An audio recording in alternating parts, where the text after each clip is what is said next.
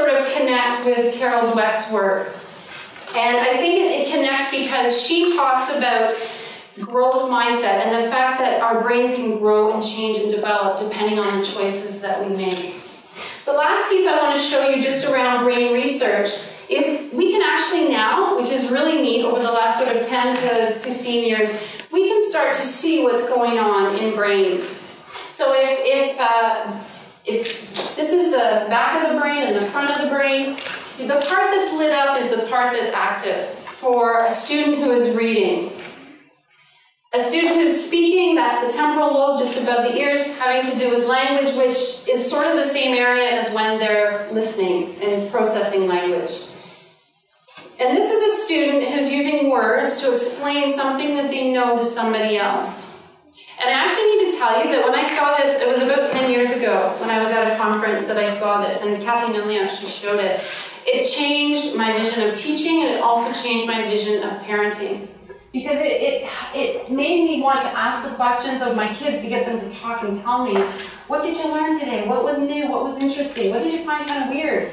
Any kind of question that might get them telling me things, because I wanted to picture that their brains were maybe lit up like this. And also as a teacher, right? How can we get our kids teaching each other? It's not a default position as a teacher if you empower kids to talk to each other about their learning. And that's a really neat, great opportunity that we are taking and continue to put as a priority. So, what does all this have to do with mindsets? Carol Dweck is one of the leading researchers in the field of motivation.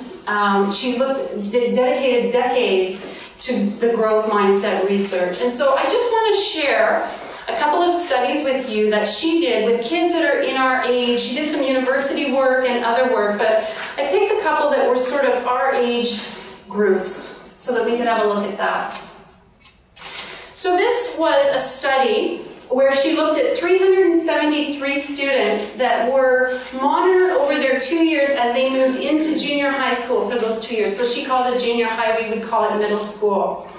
And she felt that that transition into middle school works a little more tricky, a little more stringent, a little more demanded, developmentally of kids at that stage. And so what they did is they assessed those students initially on their mindset. And they asked them or sort of had them respond to statements, a little bit like what you did at the beginning. Things like, pardon me, your intelligence is something very basic that you can't really change. They also looked at beliefs about other aspects of learning, beliefs about their mindset. And from that, they kind of gauged who sort of had more of a growth mindset and who had a fixed mindset. And the students with the growth mindset felt that learning was more important than getting good grades. That's really interesting when you think about that. Learning was more important than getting good grades. And it also held hard work in high regard. They believed that the harder you work, the better you would become. And they understood that even geniuses had to work pretty hard for their accomplishments. So that was the growth mindset. The students with a fixed mindset were really concerned about looking smart. They had little regard for learning. They had a negative view of effort. They thought that if you have to work at something, that's a sign of low ability. And so they weren't that interested in doing that. And they thought that a person who was intelligent or had talent wouldn't have to work at it. And they said that they would study less and not take the subject again if they could. They might even consider cheating. They really wanted to avoid the pressure, and in fact, this was echoed. She did some look at Columbia University and some freshmen that had enrolled there, and the same kind of patterns existed. If I find that really hard, I'm going to have to work at it, I'm just going to avoid it, and I can continue on being successful. Now, we could get into a lot of discussion about this, and I'm sure that we will, in terms of passions and directions and strengths. But ultimately, what she noticed in this study was that the students with the growth mindset, when they were presented with difficulties, disappointing marks, and so on, they would just try harder. They would work harder at it. And so over those 2 years, as they move through, you'll notice that there begins to be a spread in the marks, the actual performance that's happening for these students. And so this is one of the many sort of studies that she's done over time. A second one that I wanted to focus on, because I actually think this is a piece that we can really think about as parents. About 6 or 7, maybe more years ago, my youngest was playing piano. And I was like, oh, you are an amazing piano player. You are so great at piano. This was how I spoke. And she came up against a piece that was really hard, and she basically went, I can't do this. I can't do this. And I was like, you can't do it. You can do it. No, I can't. I don't want to do it. I don't want to do it anymore. And at the same time, I was reading this work, and I was like, oh, so I just tried an experiment. And I said to her, she tried a little piece, and I would say to her, wow, like you just practiced for 15 minutes, something you didn't want to do. Did you notice it's getting a little better, eh? That effort you put in was really great. And it was almost like the shift it really convinced me that there's something to this, just from my own experience. So Carol Dweck did a similar sort of thing, where several hundred fifth graders in this case were studied, and they gave the students 10 problems first. 10 problems on an IQ test that were nonverbal. So that would be puzzles and things not requiring words, right? So they gave them those 10 problems, and most of the students did quite well on that, and so then they praised them. And they either gave them, wow, that's a great score, you must be really smart at this. Or they said, that's a really good score, you tried really hard. Or they just said, wow, that's a really good score for the control. And then they introduced a more difficult trial.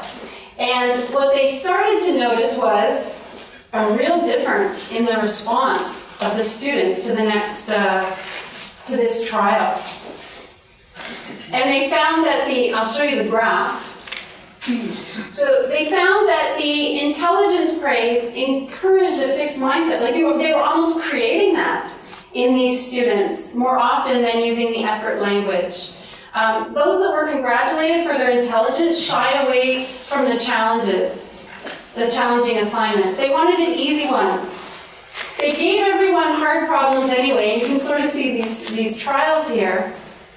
And those that were praised for being smart became really discouraged. They doubted their abilities, their scores, and so on. However, those that were praised for effort didn't lose their confidence. They kept sort of pushing through, and their performance improved remarkably. After they introduced the hard ones, they gave easier ones again, sort of a different, the next step of the assessment, I guess, or the research. And the fixed mindset, people that had been praised for their intelligence didn't even want it, like even though it was easier, they didn't even want to engage with it. Whereas the others, they just sort of plodded through. And just finally, in terms of the research, Carol Dweck has an article in Scientific American. I actually made about 50 copies of this, but we'll put it online as well, but we'll put them at the back table. I just didn't want to kill too many trees, but we'll put them online as well. But in this article in Scientific America, she wanted she wanted kids to talk out loud as they were working through their challenges. And so she looked at students, grade 5 students they are, who were trying to work their way through a problem. And one student said, I should slow down and try and figure this out. So you can hear, it's so neat to hear what they're thinking. Another student, faced with a difficulty, rubbed his hands together and said, I love a challenge. And a third one said, I was hoping this would be informative. So you've got these students who really wanted to be challenged and really were going for the learning. And she's noticed this kind of over and over and over again in her work, which has created this fixed and growth mindset. She's created a program called Brainology. We're going to experiment a little bit with this in the middle school, and perhaps it's sort of grades 5 to 8 or 9, we haven't quite decided, where she teaches kids about their brains, about neurons and dendrites and how they grow, and works them through this sort of online program called Brainology. But I wanted to share with you very quickly some kids' perspective on what it was like for them, what they have to say about fixed and growth mindset. Because I think it's important to hear from kids.